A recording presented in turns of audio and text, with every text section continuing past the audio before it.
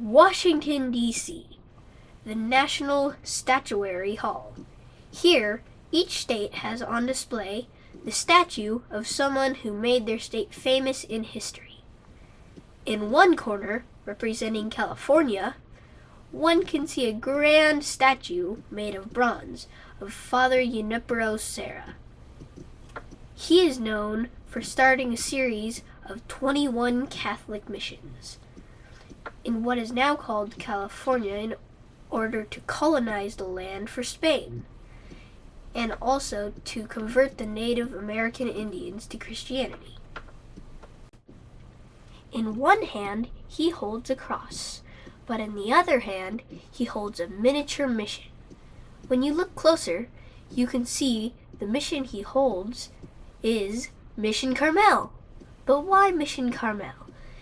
If Father Serra is responsible for the creation of the first 9 missions of the 21 missions in California, but Mission Carmel is only number 2, why shouldn't he hold the first mission ever built instead?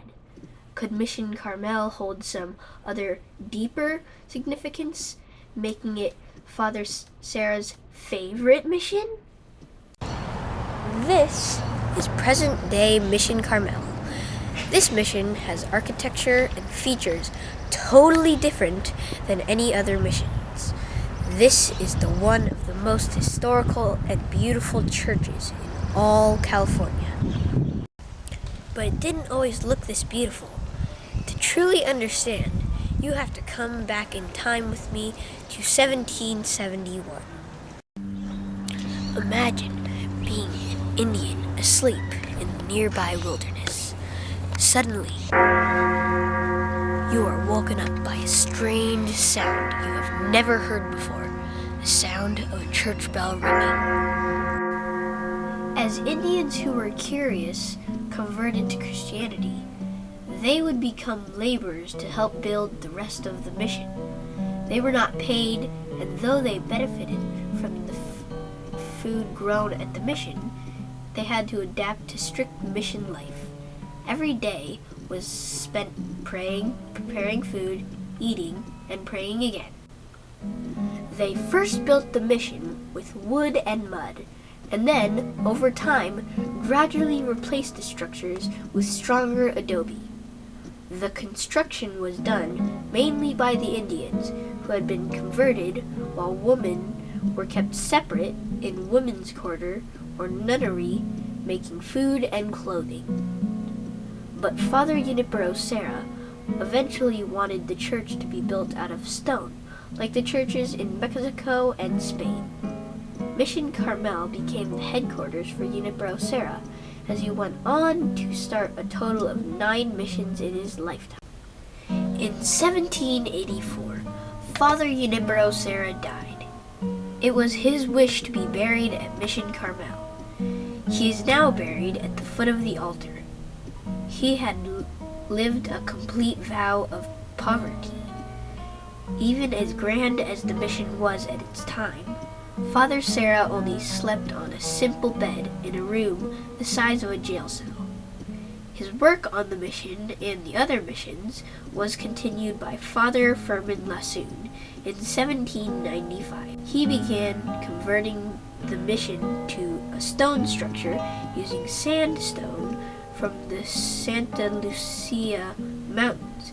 An architect from Mexico named Manuel Ruiz directed Indian laborers to remove the stone from the mountains and moved it all the way back to the mission. It was the first of the missions to be built from stone.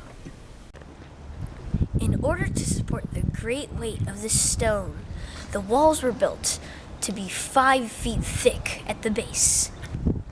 This is how thick 5 feet is. This is how thick the walls are. Most of the other mission ceilings are flat, but the architect has this one built in the style of Gothic churches with the ceiling in the shape of a parabola, but it wouldn't last long. In 1812, a 6.9 earthquake shook Southern California, causing the stone ceiling at Mission Capistrano to collapse, killing people who were attending Mass at the time. This worried those in charge of the mission, so they had the stone ceiling removed in 1817 and replaced with tiles.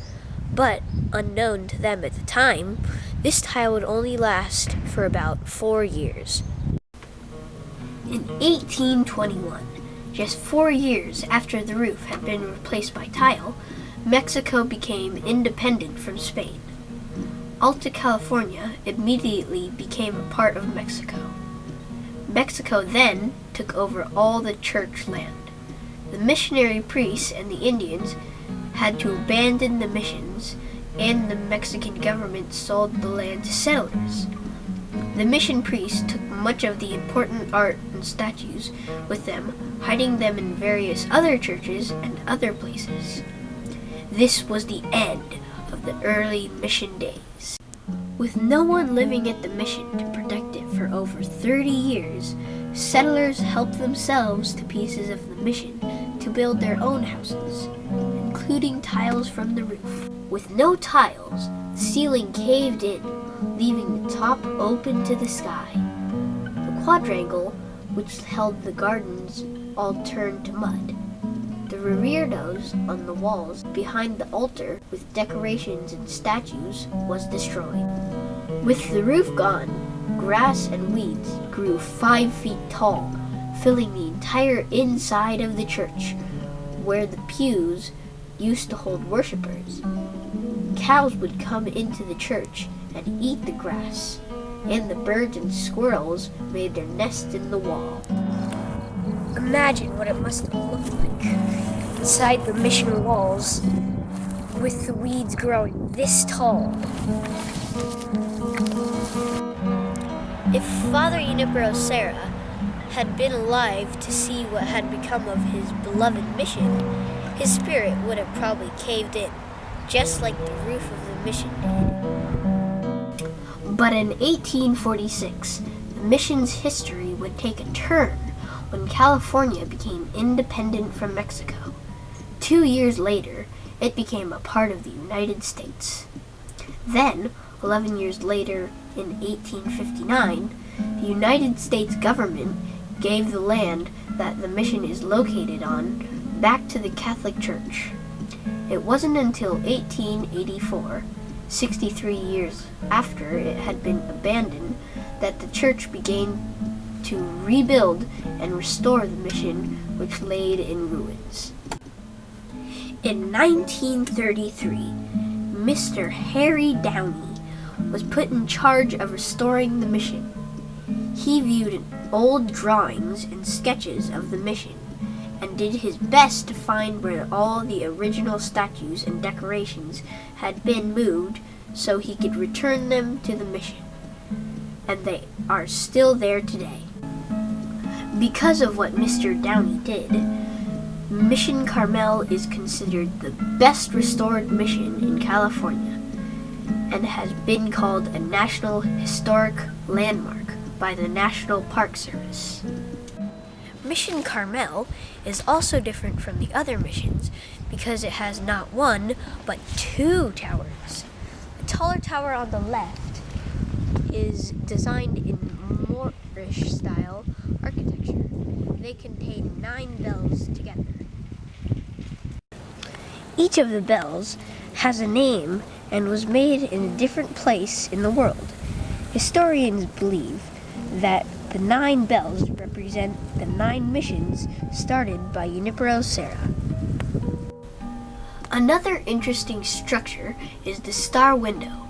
Every year on the summer solstice, which is the longest day of the year, the sun shines exactly through the star window, illuminating the altar.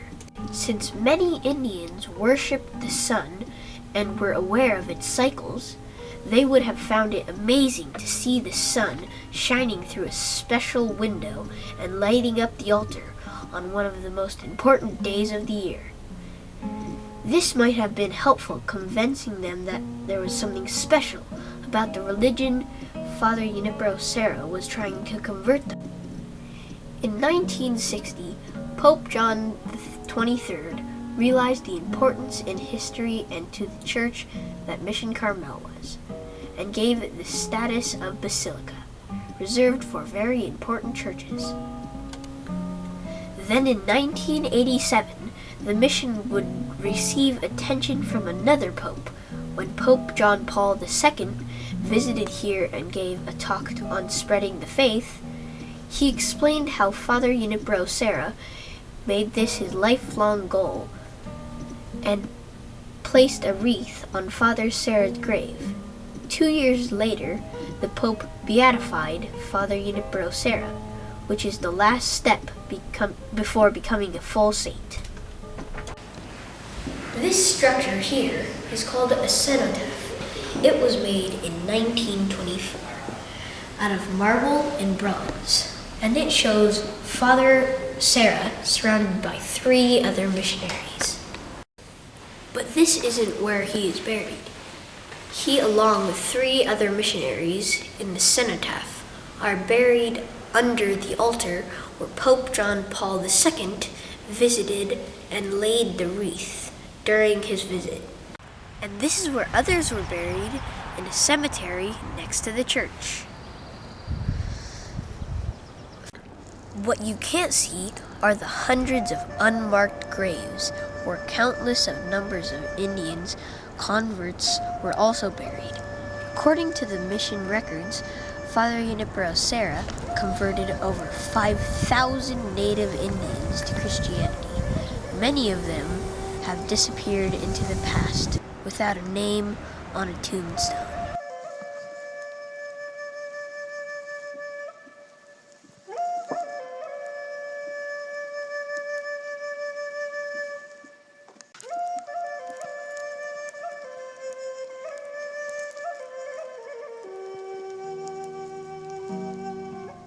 The legacy of Father Junipero Serra remains undecided in history.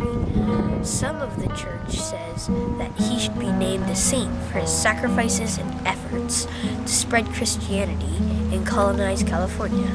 But others disagree, saying his methods with native Indians were sometimes harsh and cruel, that he should not be made a saint.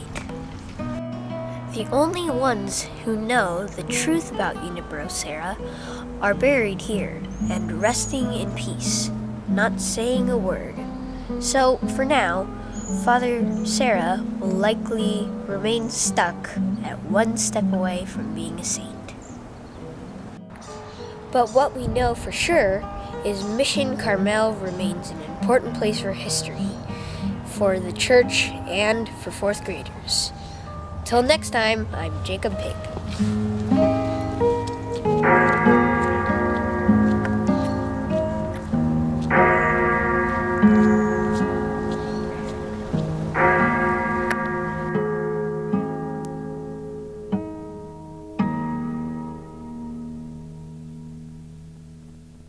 This is how thick 5 feet looks. Wait, what? Imagine being an Indian asleep in the nearby wilderness. Suddenly,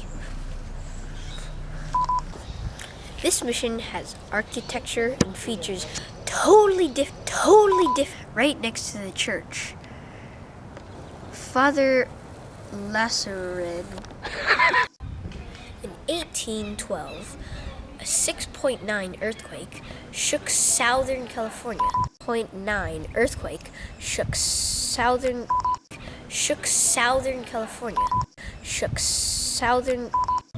The legacy of Father Junipero Serra remains controversial. Imagine what it must be. Because it has not 1, but 2 towers. Because it has not 1, but 2 towers.